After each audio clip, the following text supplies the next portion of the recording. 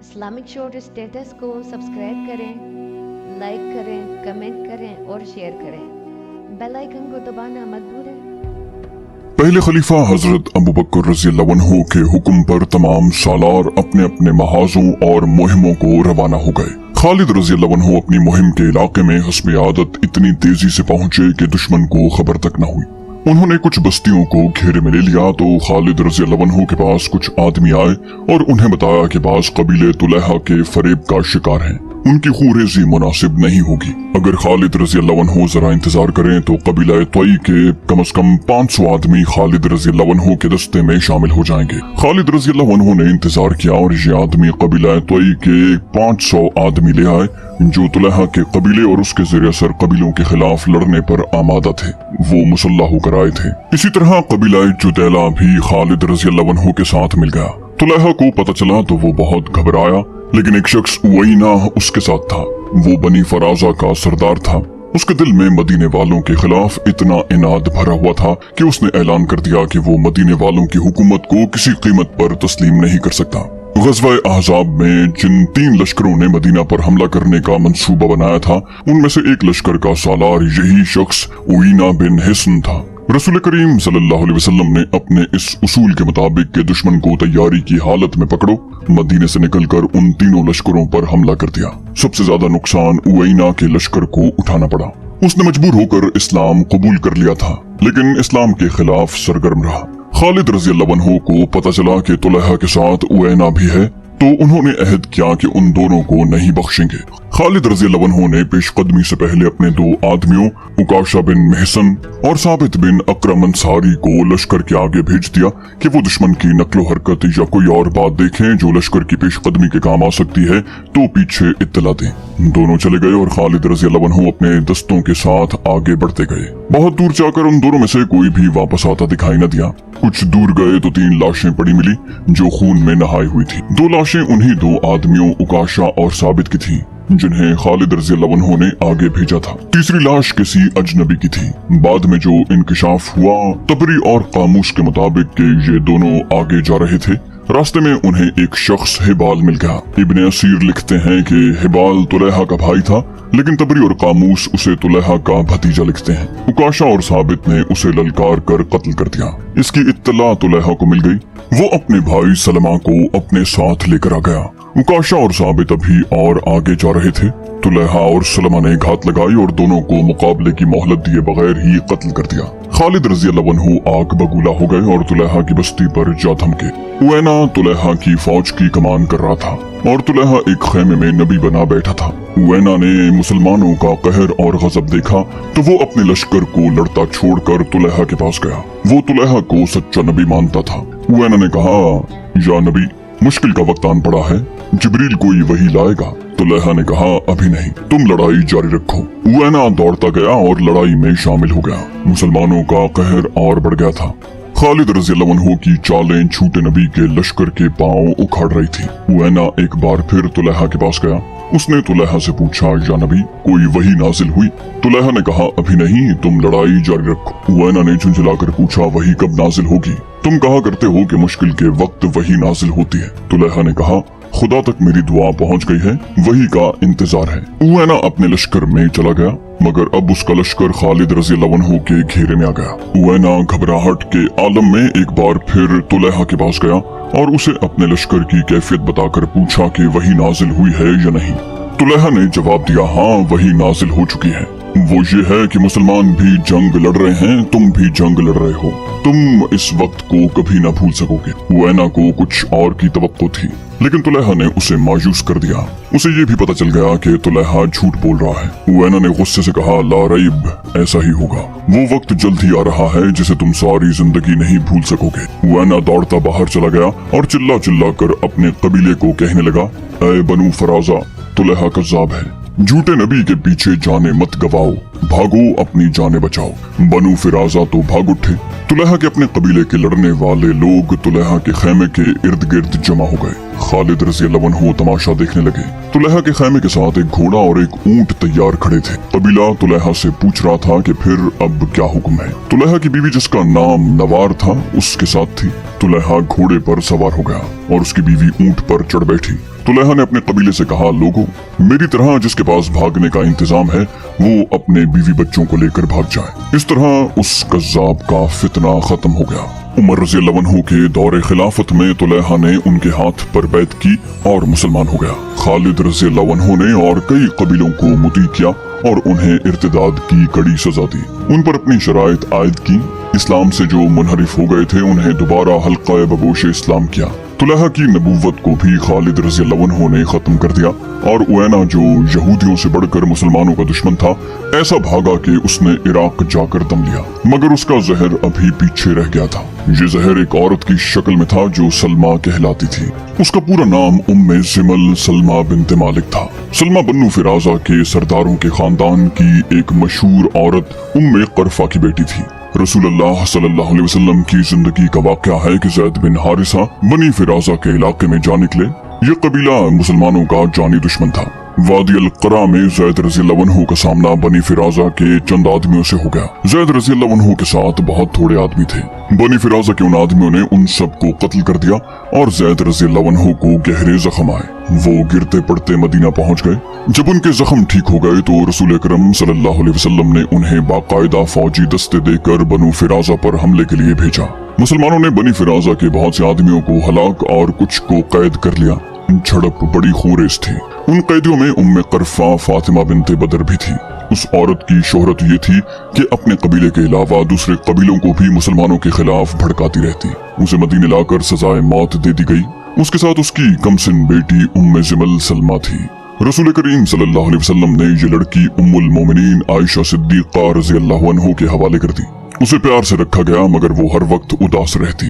आयशा रज़ी अल्लाह अन्हा ने उस पर रहम करते हुए उसको आजाद कर दिया, बजाय इसके कि सलमा मुसलमानों की शुक्रगुजार होती कि उसे लौंडी न रहने दिया गया और उसे आजाद करके ऊंची हैसियत में वापस भेज दिया गया। उसने अपने दिल में अपनी माँ के कत्ल का इंतकाम रख लिया और जंगी तरबियत हासिल करने लगी। वो सरदारों के खानदान की लड़की थी।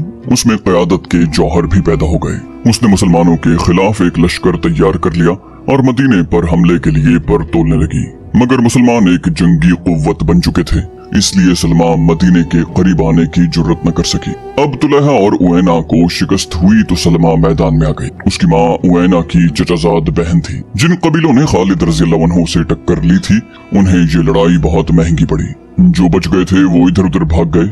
इनमें गतफान, तई, बनु सलीम और हवाजन के बाद सरकर्दा लोग सलमा के यहाँ जा पहुंचे और अहद कर लिया कि सलमा अगर उनका साथ दे तो वो मुसलमानों से इंतकाम लेने के लिए जाने कुर्बान कर देंगे। सलमा तो मौके की तलाश में थी। वो तैयार हो गई और चंद दिनों में अपना लश्कर तैयार करके रवाना हो गई। उस वक्त खालिद रज़ी अल्लाह अन्हु बज़ाखा में थे जहाँ उन्होंने तुलैहा को शिकस्त दी थी। उन्हें इत्तला मिली कि बनु फिराजा का लश्कर आ रहा है। खालिद रज़ी अल्लाह अन्हु ने अपने दस्तों को तैयार कर लिया। जिस तरह सलमा की माँ अपने जंगी ऊंट पर सवार होकर लश्कर के आगे आगे चला करती थी, उसी तरह सलमा भी अपने लश्कर के आगे आगे थी।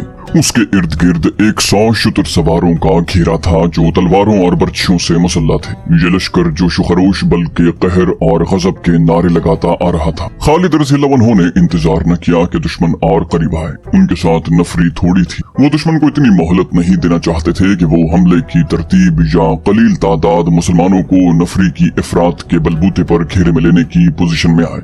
खालिद रज़ी अल्लाह अन्हु ने हल्ला बोलने के अंदाज से हमला कर दिया। उन्हें मालूम था कि दुश्मन का लश्कर सफर का थका हुआ है। खालिद रज़ी अल्लाह अन्हु ने दुश्मन की उस जिस्मानी कैफियत से भी फायदा उठाया। सलमा जो 100 जांबाज शुतर सवारों के हिफाजती नरगे में थी, इश्तियाल अंगेज अल्फाज से अपने लश्कर के जोश खरोश में जान डाल रही थी। मौरिख लिखते हैं कि बनु फिराजा ने खालिद रज़ी अल्लाह अन्हु को बड़ा ही सख्त मुकाबला दिया। नफरी थोड़ी होने की वजह से खालिद रज़ी अल्लाह अन्हु मजबूर होते जा रहे थे और दुश्मन के हौसले बढ़ते जा रहे थे। सलमा की ललकार और अल्फाज जल्दी पर तेल का काम कर रहे थे। खालिद रज़ी अल्लाह अन्हु ने सोचा कि सिर्फ ये औरत मारी जाए तो बनु फिराजा के कदम उखड़ जाएंगे। उन्होंने अपने चंद एक मुंतखब जांबाजों से कहा कि वो सलमा का हिफाजती हसार तोड़कर उसे ऊंट से गिरा दें। सलमा के मुहाफिज भी जांबाज ही थे। वो खालिद रज़ी अल्लाह अन्हु के जांबाजों को करीब नहीं आने देते थे। उन जांबाजों ने ये तरीका इख्तियार किया कि एक एक मुहाफिज शुतर सवारों को दूसरों से अलग करके मारना शुरू कर देता। इस तरह जांबाजों ने घेरा तोड़ दिया, लेकिन कोई जांबाज सलमा तक न पहुंच सकता और जख्मी होकर पीछे आ जाता। आखिर पूरे 100 मुहाफिज मारे गए। खालिद रज़ी अल्लाह अन्हु को इसकी बहुत बड़ी कीमत देनी पड़ी। जांबाजों ने तलवारों से सलमा के कचावे की रस्सियां काट दी। कचावा सलमा समेत नीचे आ पड़ा। जांबाजों ने खालिद रज़ी अल्लाह अन्हु की तरफ देखा कि क्या हुक्म है, कैदी बनाना है या कत्ल करना है। खालिद रज़ी अल्लाह अन्हु ने हाथ से इशारा किया। एक जांबाज ने तलवार के एक ही वार से सलमा का सर तन से जुदा कर दिया। बनु फजारा ने ये मंजर देखा तो उनमें भगदड़ मच गई और वो अपनी लाशों और जख्मियों को छोड़कर भाग गए। मदीने से तकरीबन 275 मील शुमाल मशरिक में बताह नाम का एक छोटा सा गांव है, जिसमें बद्दुओं के चंदे कुंबे आबाद हैं। उस गांव को कोई अहमियत, कोई हैसियत हासिल नहीं। अगर वहाँ इधर उधर गौर से देखें तो ऐसे आसार मिलते हैं जैसे यहाँ कभी शहर आबाद रहा हो। 14 सदियां गुजरी, वहाँ एक शहर आबाद था, उसका नाम बताह था, जो आज तक जिंदा है, मगर शहर सुकड़ सिमट कर छोटा सा गांव रह गया है। उस शहर में खूबसूरत लोग आबाद थे। वो बहादुर थे, निडर थे और बातें ऐसे अंदाज से करते थे जैसे कोई नज्म सुना रहे हों। औरतें हसीन थी और मर्द वजीह थे। ये एक ताकतवर कबीला था जिसे बनी तमीम कहते थे। बनु यरबू भी एक कबीला था, लेकिन अलग थलग नहीं, बल्कि बनी तमीम का सबसे बड़ा हिस्सा था। उसका सरदार मालिक बिन नवैरा था। बनी तमीम का मजहब मुश्तरक नहीं था। इनमें आतिश परस्त भी थे, कब्र परस्त भी थे, लेकिन अक्सरियत बुत परस्त थी। बाज ईसाई हो गए थे। ये लोग सखावत, मेहमान नवाजी और शजात में मशहूर थे। रसूल अकरम सल्लल्लाहु अलैहि वसल्लम ने हर तरफ कबूल इस्लाम के पैगाम जिन कबीलों को भेजे थे, उनमें बनु तमीम खास तौर पर शामिल थे। इस्लाम के फरोग और इस्तेहकाम के लिए बनु तमीम जैसे ताकतवर और बाअसर कबीले को साथ में लाना जरूरी था। ये एक अलग कहानी है कि उस कबीले ने इस्लाम किस तरह कबूल किया। मुख्तसर ये कि बनु तमीम की गालिब अक्सरियत ने इस्लाम कबूल कर लिया। मालिक बिन नवैरा मुनफरिद शख्सियत और हैसियत का हामिल था। वो आसानी से अपने अकीदे बदलने वाला आदमी नहीं था, लेकिन उसने देखा कि बनु तमीम के बेशतर कबाइल मुसलमान हो गए हैं, तो उसने अपनी मकबूलियत और अपनी सरदारी को कायम रखने के लिए इस्लाम कबूल कर लिया। चूंकि यही शख्स ज्यादा बारूब और असर और रसूख वाला था, इसलिए रसूल अकरम सल्लल्लाहु अलैहि वसल्लम ने उसे बताह का अमीर मुकर्रर कर दिया। ज़कात, उश्र, दीगर महसूल और वाजिबात वसूल करके मदीना भिजवाना उसकी जिम्मेदारी थी। मशहूर मौर्रिख बिलाजरी और मोहम्मद हुसैन हैकल लिखते हैं कि मालिक बिन नवैरा बड़ा ही वजीह और खूबसूरत आदमी था। उसके कद काठ में अजीब सी कशिश थी। उसके सर के बाल लंबे और खूबसूरत थे। शहसवार ऐसा कि कोई उसके मुकाबले में ठहर नहीं सकता था। अच्छा खासा शायर था। आवाज में मिठास और तरन्नुम था और उसमें सबसे बड़ी खूबी ये थी कि हंसमुख था। गम के मारे हुओं को हंसा देता। उसमें खराबी ये थी कि उसमें गुरूर और तकब्बुर बहुत था। इसकी एक वजह तो उसकी वो हैसियत थी जो उसे बनु तमीम में और खुसूसन अपने कबीले में हासिल थी। दूसरी वजह उसका मर्दाना हुस्न और दीगर मर्दाना औसाफ थे, जो एक तिलिस्म की तरह दूसरों पर हावी हो जाते। उसका ताल्लुक मुतअद्दिद औरतों के साथ था। कबीले की जवान लड़कियां उसका कुर्ब हासिल करने की ख्वाहां और कोशा रहती, लेकिन वो वक्ती ताल्लुक रखता और किसी को बीवी नहीं बनाता। कहता था कि इस तरह एक औरत उसके हम पल्ला हो जाएगी। हालांकि उस वक्त बीवियों को ये मकाम हासिल नहीं था। वो कबीले की औरतों के दिलों में बसता था। उसके दिल को मुसख्खर करने वाली औरत का नाम लैला था।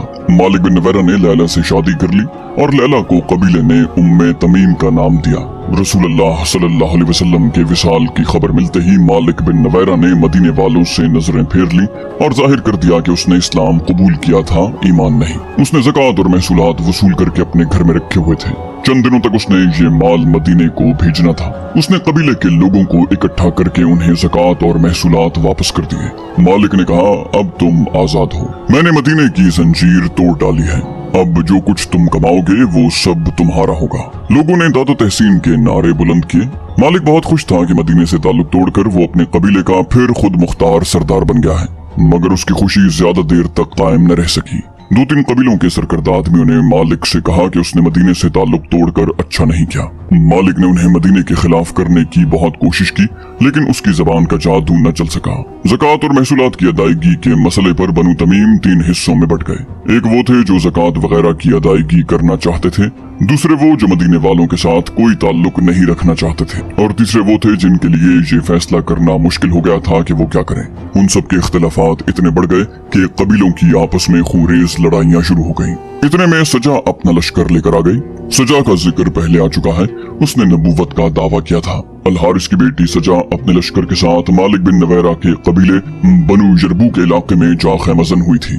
उसने मालिक बिन नवेरा को बुलाकर कहा कि वो मदीना पर हमला करना चाहती है। सजा ने कहा, अगर तुम अपने कबीले को मेरे लश्कर में शामिल कर दो तो हम मुसलमानों को हमेशा के लिए खत्म कर सकते हैं। मालिक बिन नवेर ने कहा, तुम्हें मालूम होगा कि मैं बनु यरबू में से हूँ। मैं तुम्हारा दस्ते रास्त बन जाऊंगा, लेकिन एक शर्त है जो दरअसल हमारी जरूरत है। तुम देख रही हो कि बनु तमीम के कबीलों में दुश्मनी पैदा हो चुकी है। इन सबको मसालेहत की दावत देकर इन्हें मदीना पर हमले के लिए तैयार करेंगे। अगर ये मसालेहत पर आमादा न हुए तो हम इन्हें तबाह बर्बाद कर देंगे। अगर तुमने इन्हें खत्म न किया तो ये सब मिलकर तुम्हारे खिलाफ हो जाएंगे। इनमें मदीना के वफादार भी हैं। उन्होंने सच्चे दिल से इस्लाम कबूल कर लिया है। मालिक बिन नवेरा की ख्वाहिश ये थी कि सजा के लश्कर को साथ मिलाकर बनी तमीम के मुसलमानों को और अपने दीगर मुखालिफिन को खत्म किया जाए। मौरिख लिखते हैं कि सजा मालिक बिन नवेरा के मर्दाना हुस्न जलाल से मुतासिर हो गई थी। उसने मालिक की बात फौरन मान ली। दोनों ने तमाम कबीलों के सरदारों को मसालेहत के पैगामात भेजे। पैगाम में ये भी शामिल था कि मदीना पर हमला किया जाएगा। सिर्फ एक कबीले का सरदार वकी बिन मालिक था जिसने उनसे मसालेहत कबूल कर ली। बाकी तमाम कबीलों ने इनकार कर दिया। उसके नतीजे में सजा, मालिक और वकी के मुतहिदा लश्कर ने दूसरे कबीलों पर हमला कर दिया। बड़ी खूंरेज लड़ाइयां लड़ी जाने लगी। बनु तमीम जो सखावत, मेहमान नवाजी और जबान की चाशनी के लिए मशहूर थे, एक दूसरे के लिए वहशी और दरिंदे बन गए। बस्तियां उजड़ गईं, खून बह गया, लाशें बिखर गईं। लैला को अपने दरवाजे पर औरतों की आहो बुका सुनाई दी। कुछ औरतें बैन कर रही थीं, क्या मैं बेवा हो गई हूँ। लैला नंगे पांव बाहर को दौड़ी। वो कह रही थी, मालिक बिन नवेरा की लाश लाए हैं। उसने दरवाजा खोला तो बाहर 10-12 औरतें खड़ी बैन कर रही थीं। लैला को देखकर उनकी आहोजारी और ज्यादा बुलंद हो गई। 3 औरतों ने अपने बाजुओं पर नन्हे नन्हे बच्चों की लाशें उठा रखी थी। लाशों पर जो कपड़े थे वो खून से लाल थे। एक औरत अपने बच्चे की खून आलूद लाश लैला के आगे करते हुए चिल्लाई, लैला क्या तू औरत है? तू औरत होती तो अपने खावंद का हाथ रोकती कि बच्चों का खून न कर। ये देख। एक और औरत ने अपने बच्चे की लाश लैला के आगे करते हुए कहा, ये भी देख। एक औरत ने अपने 2 बच्चे लैला के सामने खड़े करके कहा, ये यतीम हो गए हैं। लैला को चक्कर आने लगा। औरतों ने उसे घेर लिया और चीखने चिल्लाने लगी, तू डायन है, तेरा खावंद जल्लाद है। सजा को नबूवत किसने दी? सजा तेरे खावंद की दाश्ता है। सजा तेरी सौकन है। तेरे घर में हमारे घरों का लूटा हुआ माल आ रहा है। मालिक बिन नवेरा तुझे हमारे बच्चों का खून पिला रहा है। हम तुम्हारे बच्चों को काट कर फेंक दें। हम सजा की नबूवत को नहीं मानते। हमारे नबी मोहम्मद सल्लल्लाहु अलैहि वसल्लम हैं और वो अल्लाह के रसूल हैं। बस्ती के लोग इकट्ठे हो गए। उनमें औरतें ज्यादा थीं। लैला ने अपना हसीन चेहरा अपने हाथों में छुपा लिया। उसका जिस्म डोलने लगा। 2 औरतों ने उसे थाम लिया था। उसने अपने सर को जोर जोर से झटका और वो संभल गई। उसने औरतों की तरफ देखा। लैला ने कहा, मैं तुम्हारे बच्चों के खून की कीमत नहीं दे सकती। मेरा बच्चा ले जाओ और उसे काट कर टुकड़े टुकड़े कर दो। एक शोर उठा, हम चुड़ैले नहीं हैं, हम डायने नहीं हैं। लड़ाई बंद करवाओ, लूटमार और कत्ल गारत बंद करवाओ।